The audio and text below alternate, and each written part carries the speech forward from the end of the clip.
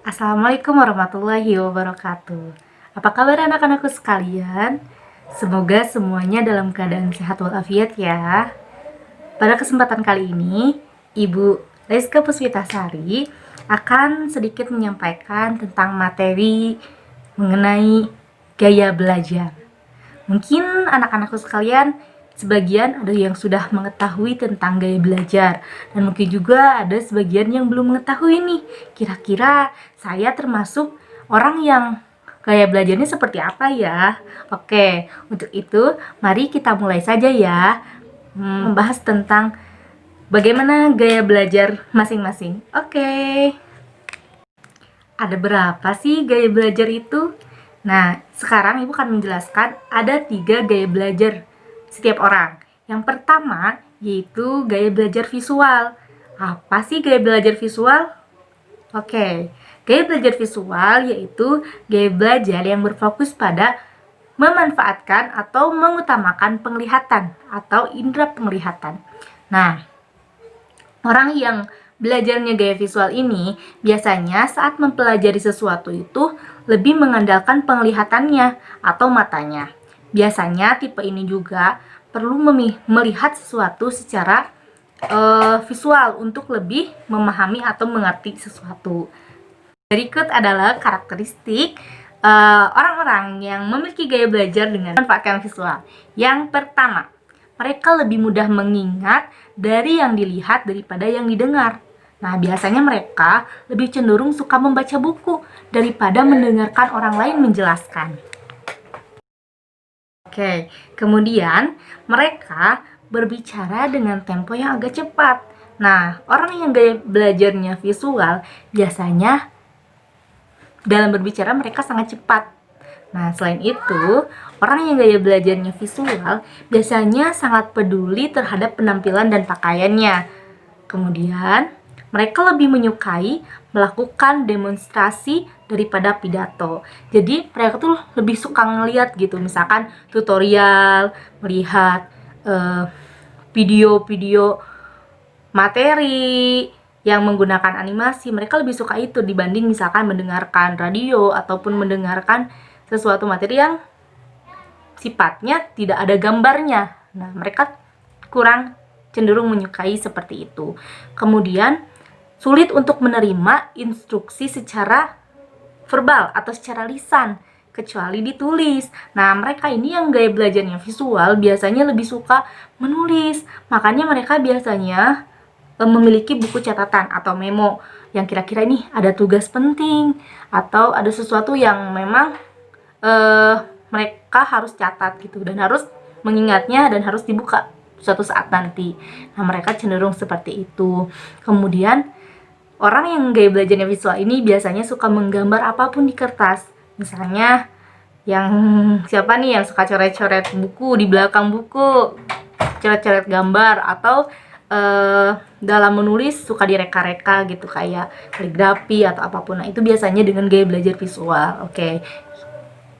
Sekarang bagaimana sih cara belajar yang cocok untuk orang-orang yang gaya belajarnya visual, Bu?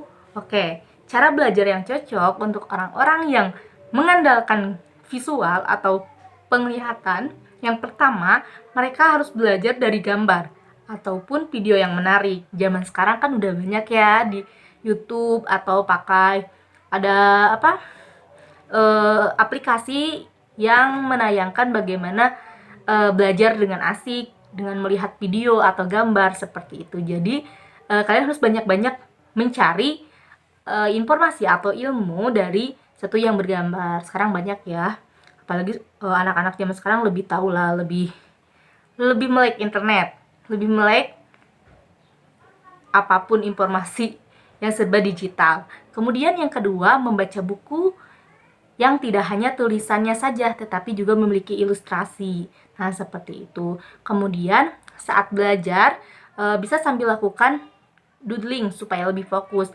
Ya, misalnya kita bikin kayak mind map gitu. Kalau belajar pakai mind map, ini intinya apa?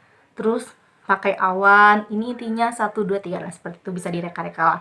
Nanti anak-anakku bisa googling sendiri ya, apa itu doodling atau mind map. Kemudian Gunakan spidol warna-warni saat membuat catatan atau memakai pulpen warna-warni agar terlihat menarik. Itu dari gaya belajar secara visual. Oke, sekarang Ibu, saya kayaknya nggak masuk ke gaya belajar visual nih. Aku nggak suka baca, aku nggak suka ngelihat apapun. Kurang kalau ngelihat. Oke, jangan khawatir, ada gaya belajar yang kedua nih. Apa nih gaya belajar yang kedua? Gaya belajar yang kedua yaitu gaya belajar auditori. Apa ya gaya belajar auditori? Gaya belajar auditori yaitu gaya belajar yang mengandalkan pendengaran sebagai menerima informasi dan pengetahuan.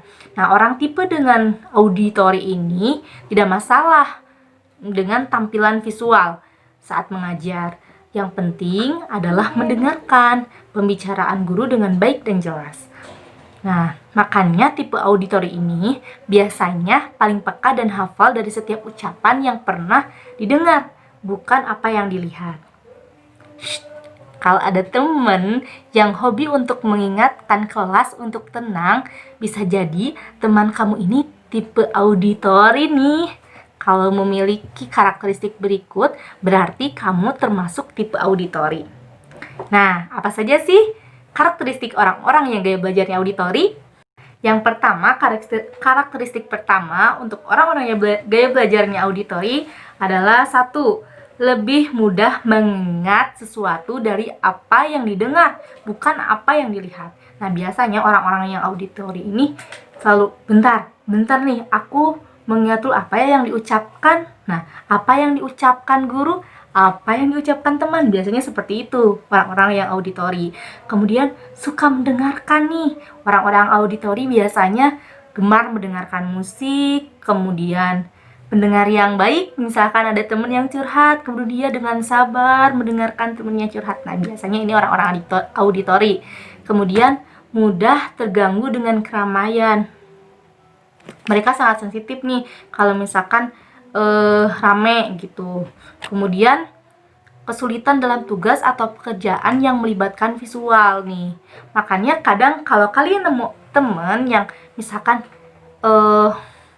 ada guru ngasih tugas banyak satu word nih, kerjakan ini banyak ya di satu lembar kertas atau word gitu.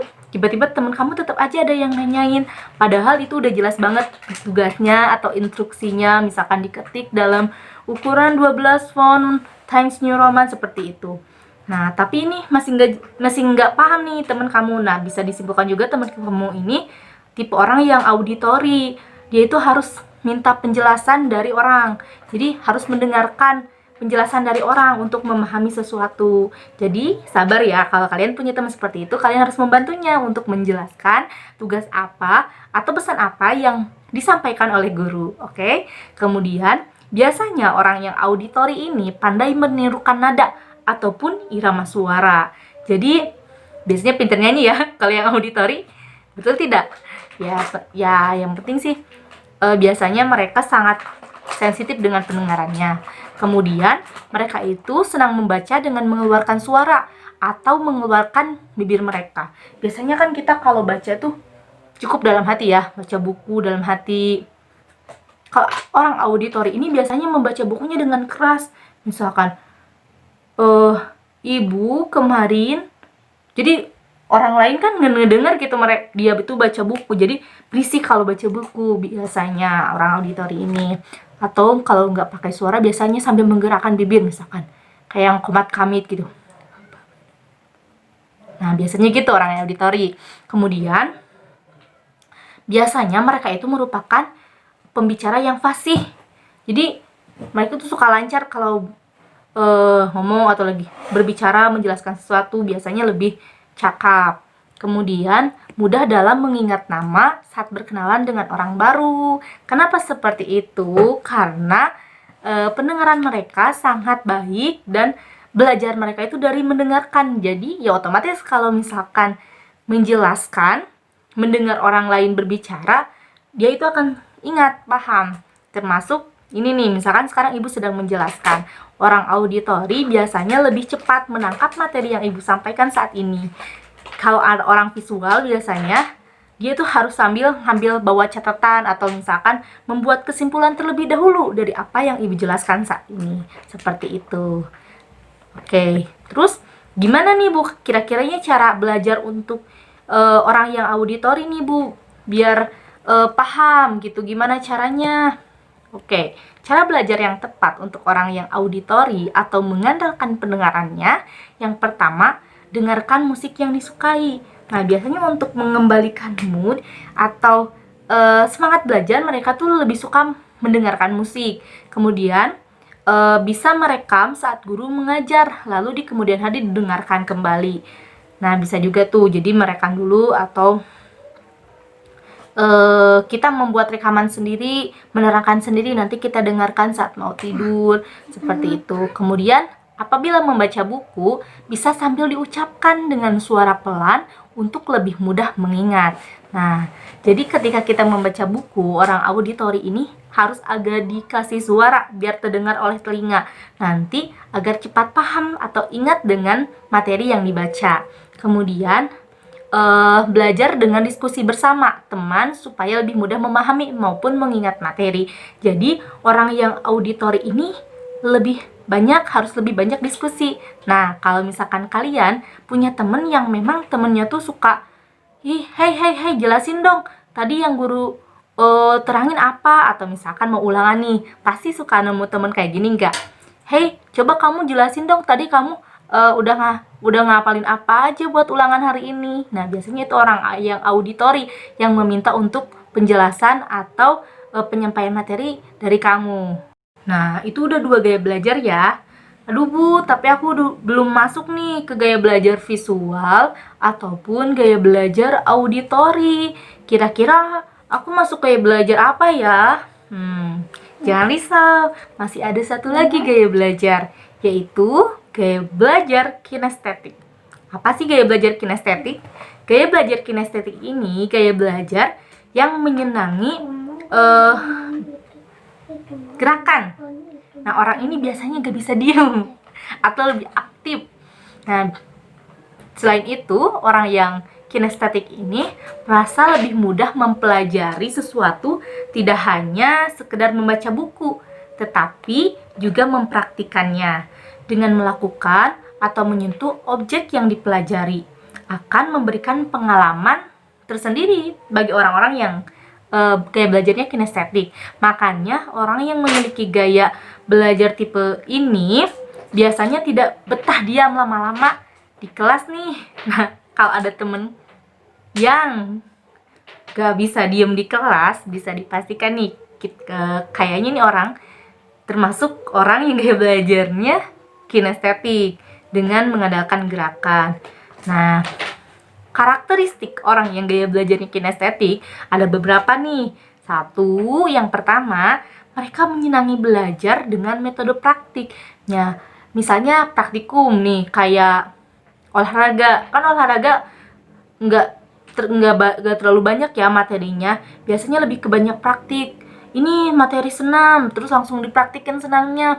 Ini materi sepak bola nih, terus dipraktekin. Nah, biasanya orang dengan kinestetik mereka lebih suka menyukai pelajaran-pelajaran yang ada langsung prakteknya gitu, kayak misalkan olahraga. Kemudian kadang mereka ini kesulitan dalam menulis tetapi pandai dalam bercerita. Jika ada teman kalian yang lebih pandai dalam bercerita tapi kurang dalam menulis, mungkin mereka gaya belajarnya kinestetik nih. Kemudian orang yang kinestetik menyukai aktivitas yang melibatkan gerakan tubuh seperti olahraga dan menari. Nah, biasanya orang yang jago nari, yang jago olahraga, biasanya mereka gaya belajarnya kinestetik dan cepat memahami pelajaran atau materi yang disampaikan oleh guru. Kemudian saat berkomunikasi banyak menggunakan isyarat tubuh. Nah, biasanya orang yang kinestetik dalam menjelaskan nih pasti menggunakan tangan kanan atau kiri. Nah, tadi seperti ibu ada beberapa contoh yang ibu menggerakkan tangan. Nah, biasanya orang kinestetik seperti itu, jadi tidak bisa diam mereka. Pasti harus ada menjelaskan pakai tangan atau seperti apa bahasa tubuh yang lain. Kemudian mereka menghafal dengan cara berjalan atau melihat. Biasanya orang kinestetik ini, ada kan kalian misalkan dalam menghafal sesuatu itu harus ini mau ulangan lisan nih minggu depan, kalian belajar sambil bolak-balik jalan ke sana kemari, gak bisa diem gitu. Kalau gak bisa masuk, gak bisa belajar kalau misalkan kita diem terus. Nah, itu tipe-tipe orang yang belajarnya kinestetik, jadi harus sambil gerak. Nah, selain itu, cara belajar yang cocok untuk orang yang kinestetik, yang pertama, saat mendapatkan materi belajar, bila memungkinkan, segera coba praktikkan. Kemudian yang kedua, belajar sambil melakukan aktivitas yang melibatkan gerakan, misalnya sambil berjalan atau sesederhana menjentikan jari. Ya seperti tadi, kalau misalkan menghafal sambil bolak-balik, gitu sambil olahraga, atau misalkan menggunakan tangan. Nah, seperti ini. Atau biasanya ada yang kayak gini nih, mengingat sambil menggerakkan tangan. Kemudian melakukan eksperimen dari materi yang didapat dari guru. Ini biasanya pelajaran IPA ya, yang ada eksperimen-eksperimen kayak gitu. Kemudian bisa mengunjungi tempat yang berhubungan materi yang dipelajari. Misalnya kalau misalkan belajar sejarah, kita datang langsung ke museumnya nih, kira-kira ada apa aja kayak gitu, bukti sejarahnya. Dan yang terakhir, mengikuti ekstrakurikuler seperti KIR, kelompok ilmiah remaja. Jadi yang banyak praktikum-praktikumnya, atau mengikuti ekstrakurikuler olahraga yang bisa mengembangkan potensi kalian itu lebih mengedepankan kinestetik atau gerak seperti tari, olahraga, ataupun yang lainnya. Oke. Sekian materi gaya belajar yang Ibu bisa sampaikan. Mudah-mudahan bisa bermanfaat ya, dan kalian sekarang gak bingung lagi nih, kira-kira gaya belajar aku termasuk yang mana, dan harus mengembangkan gaya belajar seperti apa agar bisa membantu dalam memahami sebuah materi yang guru sampaikan. Oke, terima kasih atas perhatiannya. Wassalamualaikum warahmatullahi wabarakatuh.